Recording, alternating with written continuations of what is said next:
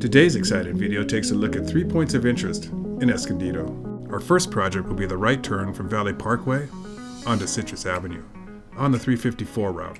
We are on Valley Parkway now, approaching Citrus. Just your average right turn, right? Let's take another look. This is a truck and trailer attempting the turn.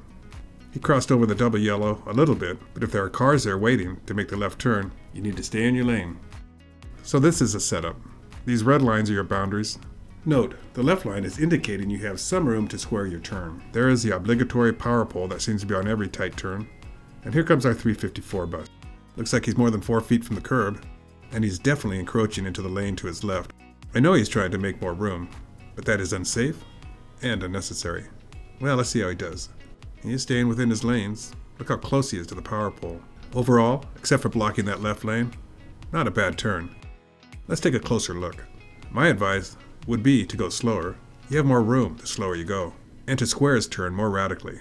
Either way, the left front bumper will be grazing the double yellow, and the right rear hugging the red curb.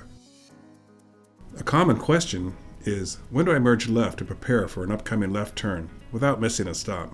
Escondido is a fairly large town, just spread out like a grid. Lots of streets that all look the same, and no landmarks. The best solution is to memorize the last large stoplight intersection or street before the last stop. We're still on the 354 on Washington, headed back to the Escondido Transit Center. We want to make a left turn on Broadway. Hickory is the last intersection before the last stop. Once we service the next stop, we can merge left.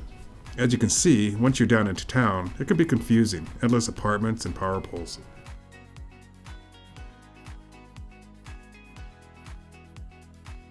Okay, here's our last stop.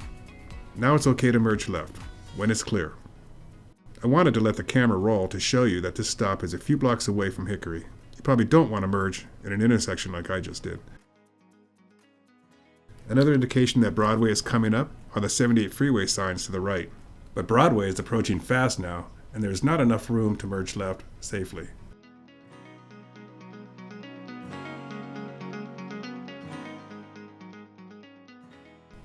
Let's do one more. This is the 355 on El Norte, heading back to the transit center. El Norte is a long way around town, but we also have to make a left turn on Broadway. The street I memorized for this is Ivy. It's just before the last stop. There's a stop right away. Now merge left.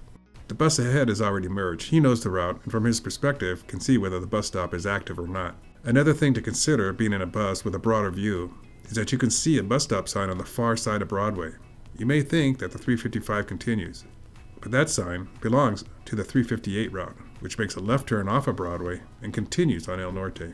You'll see the sign in a minute.